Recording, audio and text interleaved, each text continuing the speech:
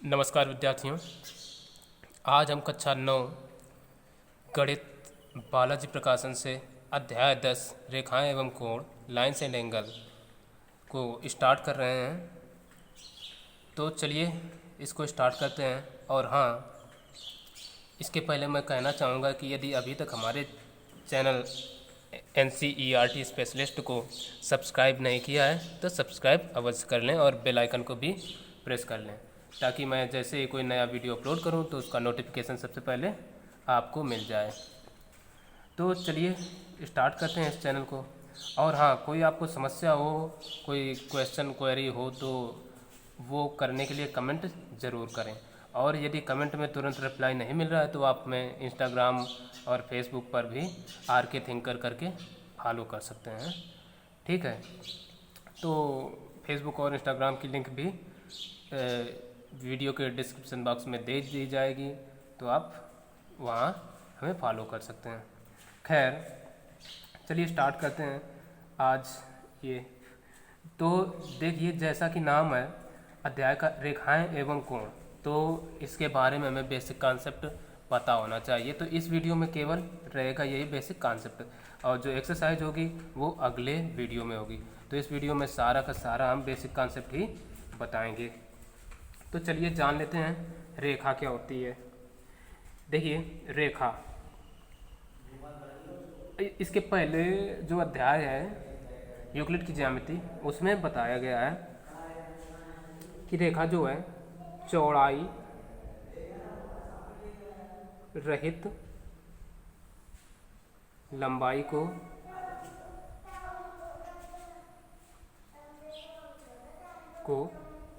रेखा कहते हैं।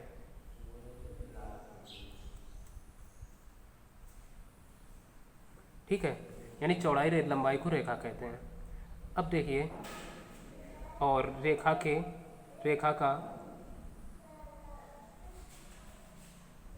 कोई अंत बिंदु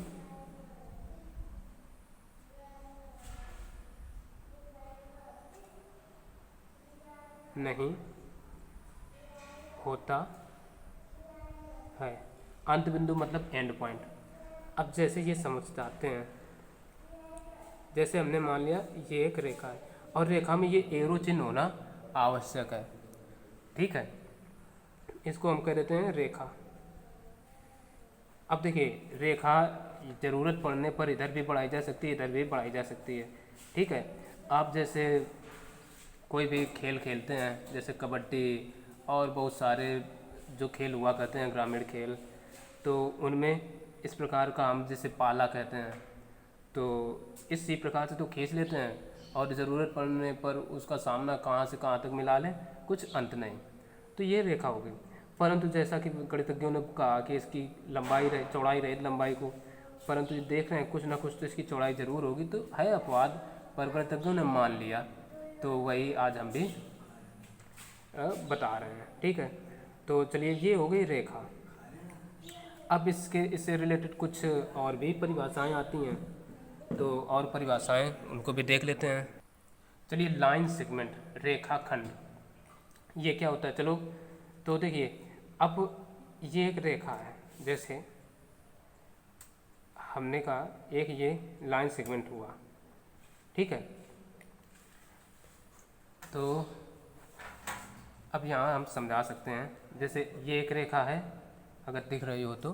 ठीक है, अब इसको बीच से ये हमने ऐसे काट कर निकाल दिया, तो ये इतना भाग बचा जो कि एक रेखा का टुकड़ा हुआ। ठीक है, तो यही तो लाइन सेगमेंट हो गया, रेखा का एक टुकड़ा। तो यही हम लिख सकते हैं,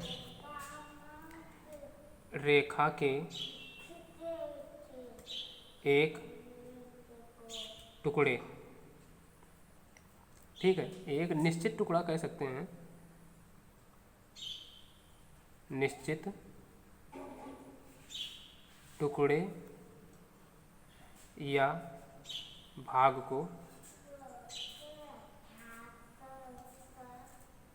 रेखाखंड कहते हैं। खंड कहते हैं। ठीक है। तो अब ये अच्छे से समझ लेना परिभाषाएं क्या है क्या नहीं। तो ये हो गया रेखा खंड।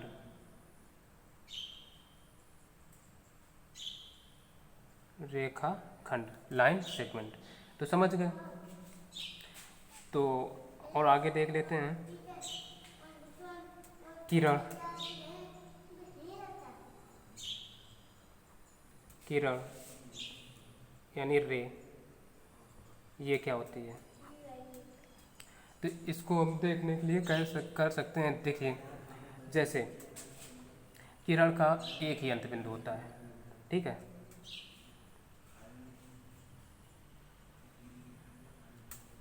किरण, या हम ऐसे कह सकते हैं जिसका एक अंत बिंदु हो, किरण कहलाती है। तो हम ऐसे लिखे देते हैं, किरण का केवल एक ही अंत बिंदु, ये अंत हम आदिता है और ऐसे भी लिख सकते हैं, अंत बिंदु होता है।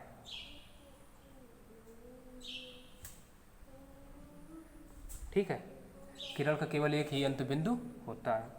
अब इसको हम शो कर सकते हैं, जैसे ये इसका एंड पॉइंट हो गया और यहाँ से इधर ये कितनी दूर चली जाए कोई सीमा नहीं। जैसे सूर्य की किरणें आती हैं तो पृथ्वी की ओर चली आएंगी, अब सूर्य के पीछे थोड़ा जाती होंगी। या हम जैसे कोई टार्च लेते हैं मोबाइल से या टार्च, तो टार्च को मारे तो किरणें उसकी आगे की ओर जाएंगी, न कि पीछे की ओर।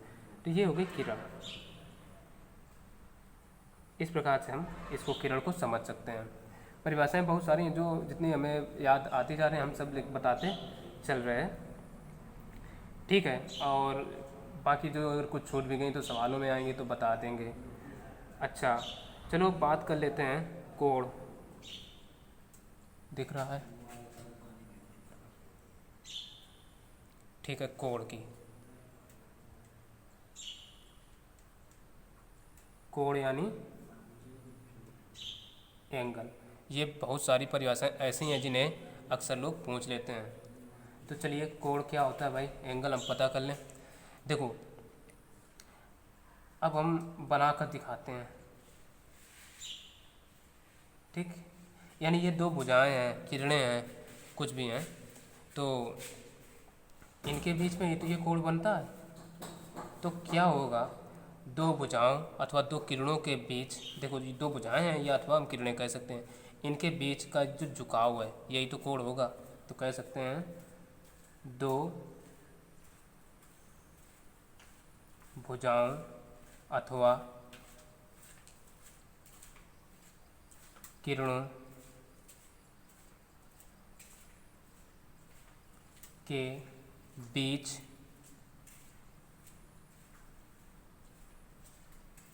के झुकाव को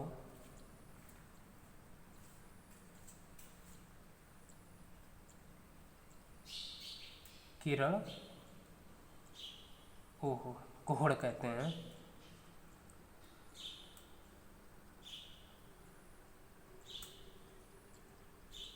ठीक है, कोण कहते हैं।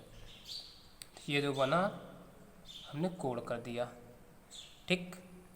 अच्छा, अब आगे और देख लेते हैं। तो साफ दिखाना चाहिए वैसे हमारे हिसाब से, ठीक है। अब आगे हम और इनके कोणों के प्रकार देख लेते हैं। तो अब देख लेते हैं कोणों के प्रकार। देखो, पहला हम लेते हैं समकोण। समकोण कोण क्या होता है? तो देखिए, जिस कोण की माप 90 अंश होती है, यानी ठीक ठीक बिल्कुल 90 अंश होती है, समकोण होता है।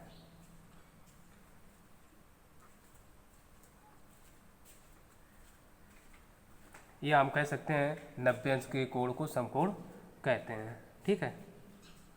तो ये हमने एक कोण बनाया और ये कर दी 90 अंश, तो ये हो गया समकोण, ठीक। चलो आ जाओ न्यून कोण।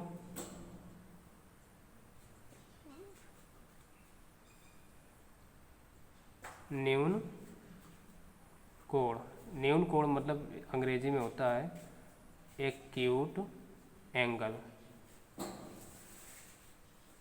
ठीक है, तो इस एक्यूट मतलब न्यून, न्यून मतलब कम, तो कम क्या होगा, 90 अंश से कम, कम यानी छोटे, व 0 अंश से बड़े कोण को न्यून कोण कहते हैं।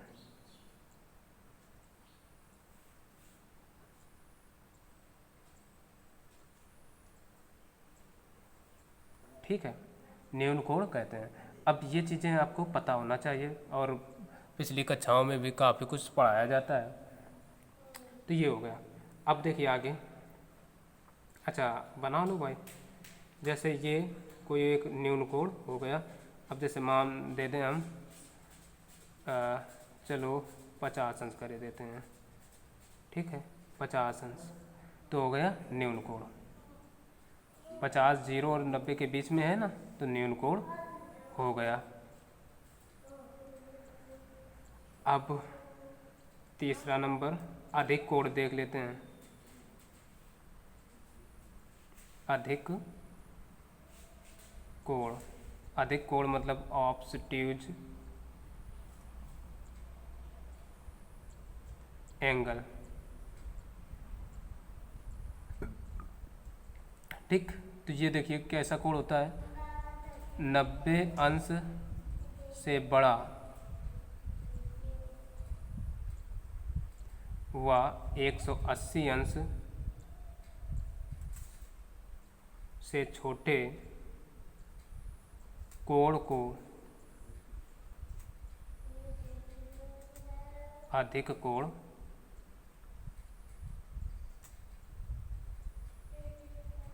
कहते हैं। ठीक है, अब देख लो भाई, हमने एक ये रेखा खींची और ये सीधी मान लेना, सीधी है, और तो ये कोण बन गया। मान लेते हैं हम 130 डिग्री कर दें, तो 180 अंश से बड़ा है, नहीं 90 से बड़ा और 180 से छोटा है, तो ये हो गया अधिक कोण। ठीक, चलो आगे और देख लेते हैं। सरल कोण डाल लो, सरल कोण या इसी को ऋजु कोण भी कहा जाता है।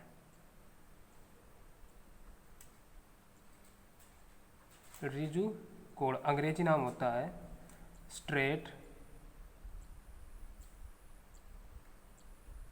एंगल। ठीक है, तो देखिए 180 अंश के कोण को सरल कोण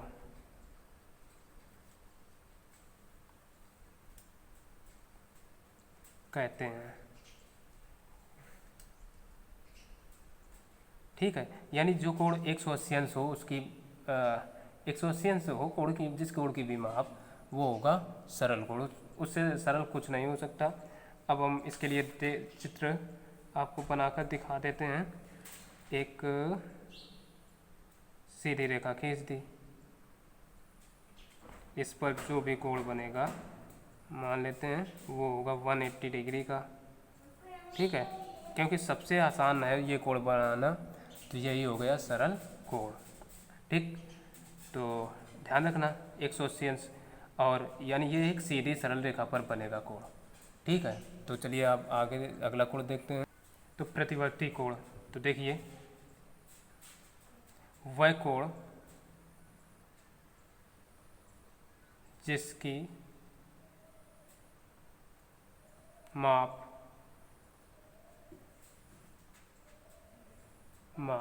180 अंश से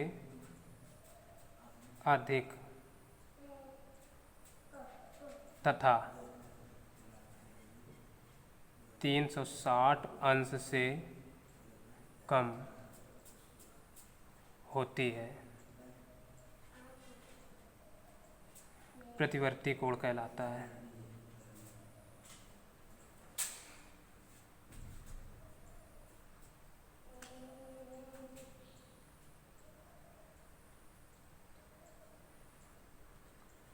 ठीक है, अब देखिए हमने ये एक रेखा खींची।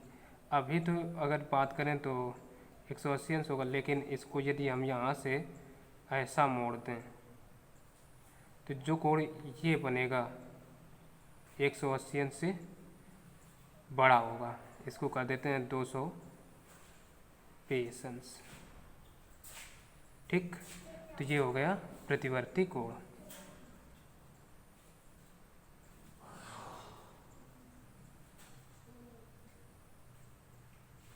ठीक, तो ये प्रतिवर्ती कोण हो गया। और ये कोण ज्ञात करने के लिए सिंपल सा काम करते हैं हम, 360 में से जितना कोण दिया हो उतना लेस कर देते हैं और कोण आ जाता है। तो अब देखते हैं अगला कोण। तो देखिए अब बात करते हैं पूरक कोण, कम्प्लीमेंट्री एंगल्स। तो ये क्या होते हैं? जब दो कोणों की माप, जब दो कोणों की माप 90 अंश होती है तो वे एक दूसरे के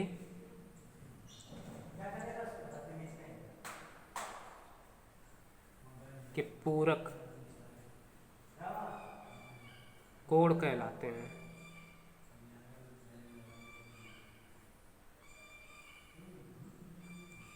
ठीक है, पूरक कोण कहलाते हैं।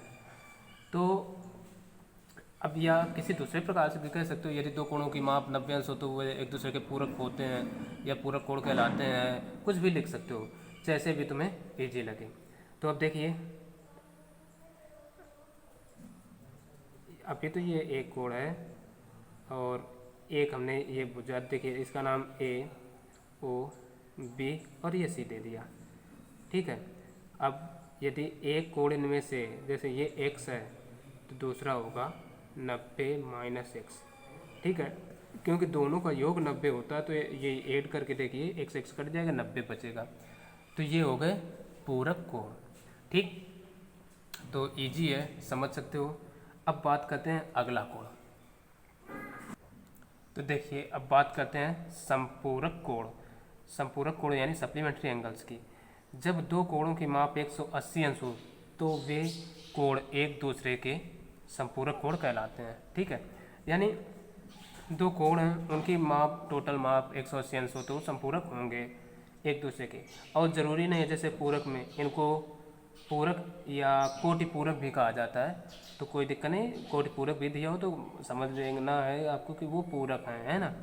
और संपूरक में कि इनमें ये कोण अलग अलग भी दिए हों, जैसे 80, ठीक है, अलग, और 100 अलग, तो वो भी एक दूसरे के संपूरक ही होंगे। एक रेखा पर ना भी बने हो तो अलग बात है। वैसे हाल वही इसमें भी है। ठीक है, तो ये आपको समझ लेना है, संपूरक और पूरक, कोटि पूरक। तो चलिए अब अगला कोण देखते हैं। तो देखिए अब बात करते हैं आसन्न कोण की। ठीक है, आसन्न कोण यानी एडजस्टेंट एंगल। तो देखिए ऐसे दो कोण युग्म जिनमें एक भुजा तथा एक शीर्ष उभयनिष्ठ यानी कॉमन हो, आसन्न कोण कहलाते हैं। तो इसके लिए एक हम डायग्राम बनाते हैं। ये अभी तो ये एक कोण है, ठीक है, और ये एक, और इसको नाम ओ, इसको चलो इसको हम ए कर देते हैं, इसको बी, इसको ओ, और ये सी। तो देखिए अब ये आसन्न कोण हो गए एक दूसरे के। कैसे भाई? देखिए इस अगर बात करें कोण ए ओ सी, तो ओ सी भुजा आ रही और ओ सी आ रहा है। अगर बी ओ सी की बात करें तो ओ सी और ओ सी भुजा आ रही, और एक दूसरे की विपरीत भुजाएं भी हैं। ठीक है, तो ये एक कोण एक दूसरे के आसन्न कोण कहलाएंगे। ठीक है, तो हम लिख सकते हैं चित्र में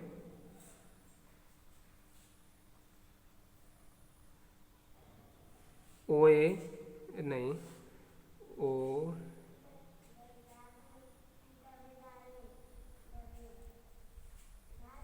कोण AOC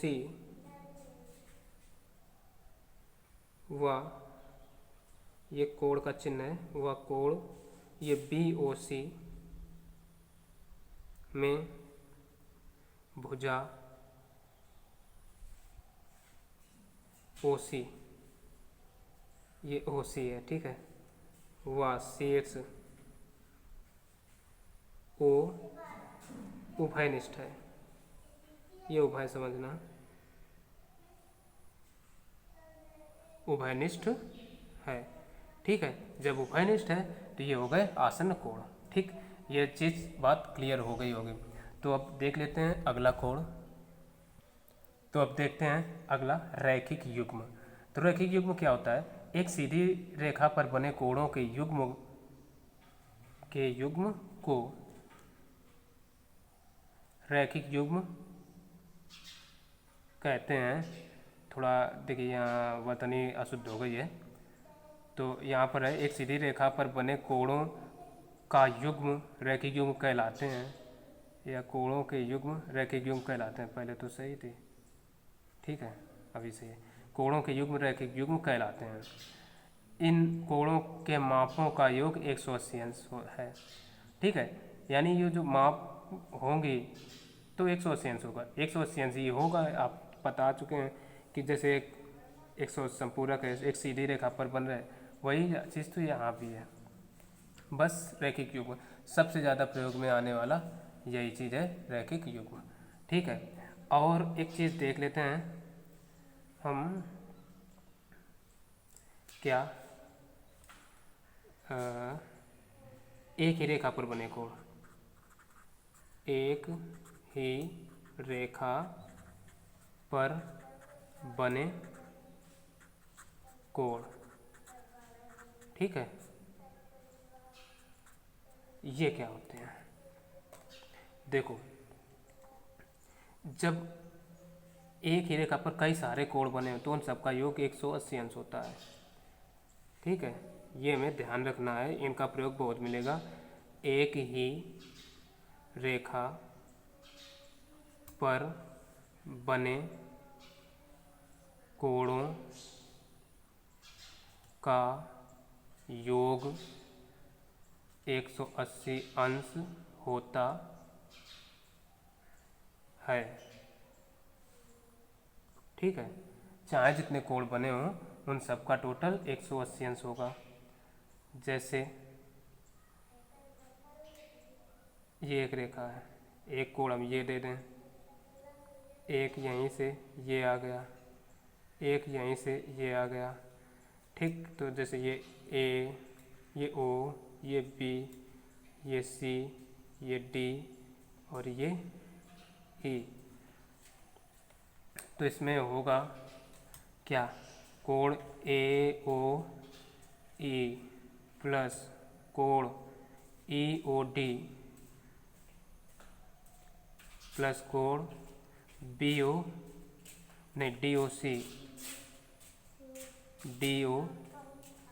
प्लस कोण BOC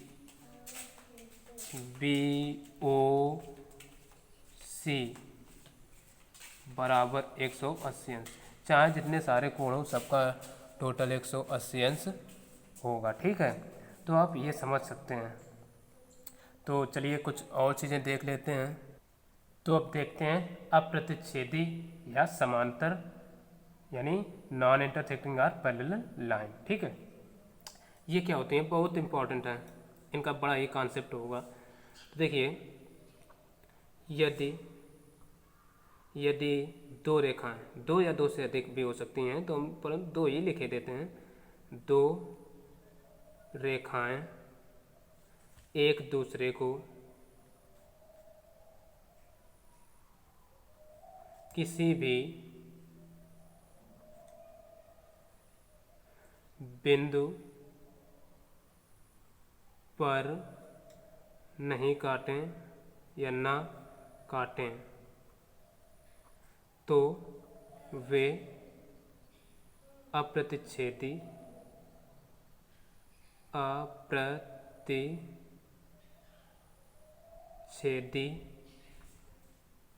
या समांतर रेखाएं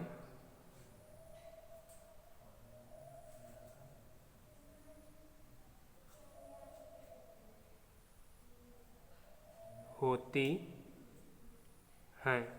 ठीक है, अब देख सकते हैं जैसे हमने ये दो रेखाएं ली उदाहरण के लिए।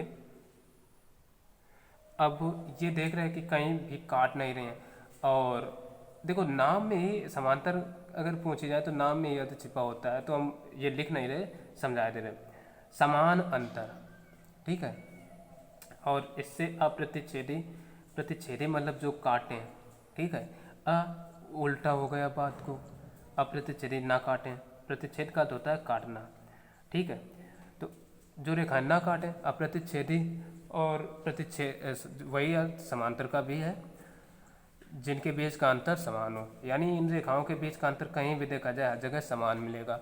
और उदाहरण के तौर पर हम देख सकते हैं जैसे कि रेल की पटरियाँ, उनके बीच का अंतर हमेशा समान होता है, और हमारी जो नोटबुक है उसकी जो रेखाएं होती हैं, लाइनें खींची होती हैं, उनके बीच का अंतर समान ही होता है, तो वो भी अप्रतिच्छेदी या समांतर रेखाओं के उदाहरण हो सकते हैं। और बहुत सारे हमारे घरों में दरवाजे और किताबों के कोरे किनारे, ये सब समांतर रेखाओं के उदाहरण हो सकते हैं। ठीक है, तो आप ये भी ध्यान रखिए, ये हम कह सकते हैं समांतर रेखाएं। ठीक, और बहुत से लड़के परिभाषाएं पूछी जाती हैं भाई, कह देते हैं क्या कि जो रेखाएं समान हो समांतर रेखाएं कहलाती हैं, जबकि ऐसा नहीं है, जबकि इसका अर्थ निकलता है समान अंतर, यानी जिन रेखाओं के बीच का अंतर समान हो समांतर रेखाएं कहलाती हैं। बहुत परिभाषा में कई बार पूछी जाती हैं, तो अक्सर बच्चे गलत लिख देते हैं, तो आज से गलत लिखना छोड़िए, सही से लिखिए। और हाँ, कोई भी क्वेश्चन क्वेरी हो तो आप हमसे जुड़ सकते हैं। ठीक है, कमेंट ज़रूर करें, और वीडियो को पसंद आए तो ज़्यादा से ज़्यादा लाइक करें, शेयर करें, और अपने दोस्तों को ज़रूर शेयर करें। तो चलिए आगे देख लेते हैं प्रतिच्छेदी रेखाएं क्या होती हैं। ठीक है, तो अब बात करते हैं प्रतिच्छेदी रेखाओं की। ठीक है, तो प्रतिच्छेदी रेखाएं यानी इंटरसेक्टिंग लाइंस। तो देखिए, जब दो रेखाएं एक दूसरे को किसी बिंदु पर प्रतिच्छेद करती हैं तो वे प्रतिच्छेदी रेखाएं कहलाती हैं, और जिस बिंदु पर प्रतिच्छेद करती हैं उस बिंदु को प्रतिच्छेदन बिंदु यानी पॉइंट ऑफ इंटरसेक्शन कहते हैं। ठीक है, तो अब जैसे ये रेखाएं हैं तो एक दूसरे को ओ बिंदु पर प्रतिच्छेद करें, ये तो नहीं बनाना था लेकिन बन गया तो भूल से, कोई दिक्कत नहीं, तो आप ये न बनाना। तो ये एक रेखाएं जो है ना प्रतिच्छेदी रेखाएं कहलाएंगी, और इस बिंदु को प्रतिच्छेदन बिंदु यानी पॉइंट ऑफ इंटरसेक्शन कहा जाएगा। ठीक है, तो ये भी समझ गए होंगे, यानी प्रतिच्छेदी अप्रतिच्छेदी का जस्ट अपोजिट यानी उल्टा होता है। तो अब आगे देख लेते हैं कुछ और कोण। हाँ, तिर्यक रेखा की बात कर लेते हैं। तिर्यक रेखा क्या होती है? तो देखिए तिर्यक रेखा क्या है, जब दो एक या दो से अधिक भी हो सकती हैं, परंतु हमने दो लिख दिया। जब दो रेखाओं को कोई एक तिर्यक रेखा काटती है, एक रेखा काटती है, तो वह तिर्यक रेखा कहलाती है। ठीक है, जब जैसे ए बी व सी डी दो रेखाएं, इनको एक कोई रेखा है एल जो काट रही है, तो वही एल कहलाएगी तिर्यक रेखा। ठीक, ये एल जो है ना तिर्यक रेखा कहलाएगी, तो एल तिर्यक रेखा हो गई। तो अब तिर्यक का अर्थ होता है तिरछा, तो ये तिरछा काट रही है तो तिर्यक रेखा हो गई। चलो अब कुछ और ज़रूरी बातें जान लेते हैं, या हम देखते हैं कि क्या है आगे, और अगर बनाने योग्य हो तो बता देंगे। तो शीर्षाभिमुख कोण और देख लेते हैं। शीर्षाभिमुख कोण यानी वर्टिकली अपोजिट एंगल्स। तो ये वर्टिकली अपोजिट एंगल्स देखिए क्या होते हैं, जब दो किरणें एक दूसरे को काटती हैं। देखिए ये दो किरणें लिख बैठे, रेखाएं हैं यहाँ पर। ठीक है, यहाँ पर रेखाएं कर लेना। ठीक, जब दो रेखाएं एक दूसरे को काटती हैं तो उनके शीर्षों के अभिमुख, जैसे इसका शीर्ष क्या होगा, ये शीर्ष होगा एक कोण, जैसे ये अभिमुख मतलब उल्टा, जैसे ये है तो इसका उल्टा सी, ठीक। अभिमुख उल्टे बने कोणों को शीर्षाभिमुख कोण कहते हैं और ये सदैव बराबर होते हैं, ठीक। जैसे ए यहाँ कोई बिंदु मान लो ओ है, तो ए ओ सी और ये जो होगा बी ओ डी, ये एक दूसरे के शीर्षाभिमुख और ये बराबर होंगे। तो हमने मान लिया ए का उल्टा सी और बी का उल्टा डी, ठीक है, तो ये हो गए बराबर। तो ये परिभाषा भी हमने बड़ी इजी लिखी है, ऐसे समझ सकते हो आप। तो शीर्षाभिमुख कोण भी हो गए और ये हमेशा बराबर होते हैं। तो बाकी के जो कोण अभी और बचे हैं इम्पॉर्टेंट हैं, उनको हम अगले वीडियो में बता देंगे, क्योंकि ये वीडियो थोड़ा ज़्यादा लंबा हो जाएगा। तो वो बहुत इम्पॉर्टेंट होंगे और इम्पॉर्टेंट चीज़ें ये भी हैं। तो अब हालांकि हो सकता है उनका देखेंगे प्रयोग आ रहा है कि नहीं आ रहा है, तो हम बता देंगे, हालांकि वो अगले वीडियो में ज़रूर बताएंगे। तो आज की वीडियो में बस इतना ही। और हाँ, आप हमें यदि कोई भी क्वेरी क्वेश्चन हो तो कमेंट ज़रूर करें, वीडियो को लाइक करें और ज़्यादा से ज़्यादा शेयर करें, अपने दोस्तों को भी बताएं कि एक चैनल है NCERT स्पेशलिस्ट, जिसमें कि कक्षा 9 और 10 का पूरा बालाजी प्रकाशन से सॉल्यूशन बताया जा रहा है, तो वो भी देख सकें और इसका लाभ उठा सकें। तो ठीक है, फिर मिलते हैं अगले वीडियो में। और हाँ, यदि आप हमसे कोई क्वेश्चन है कमेंट के ज़रिए उसका सॉल्यूशन नहीं मिल पा रहा है, तो आप इंस्टाग्राम और फेसबुक पर आरकी थिंकर करके हमें फॉलो कर सकते हैं और लिंक इस वीडियो के डिस्क्रिप्शन में दे दी जाएगी, तो आप वहाँ से हमें फॉलो कर सकते हैं।